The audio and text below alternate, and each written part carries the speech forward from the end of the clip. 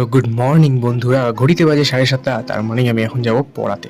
College লাইফে এসে সবাই কিন্তু একটা টুকটাক টিউশনই করে, ওই আর কি আমিও করছি। পড়ানোর মধ্যে সবচেয়ে আমার প্রিয় কাজ হলো এটা। পড়ানো শেষ হয় 9:30টার সময়, আর আমি সোজা চলে যাই সাইবার ক্যাফেতে। কিছু নোটস প্রিন্ট করা ছিল, কারণ সামনেই পরীক্ষা। खत्म। Bye bye tata. বাড়ি এসে স্নান টান করে একদম ঠাকুর পুজো দিয়ে দিয়েছিলাম। তোমরা কারা আমার মতো ঠাকুর পুজো দিতে গিয়ে বাংলা গান, হিন্দি গান সব ঠাকুরকে শোনাও, সেটা কমেন্ট করে জানিও।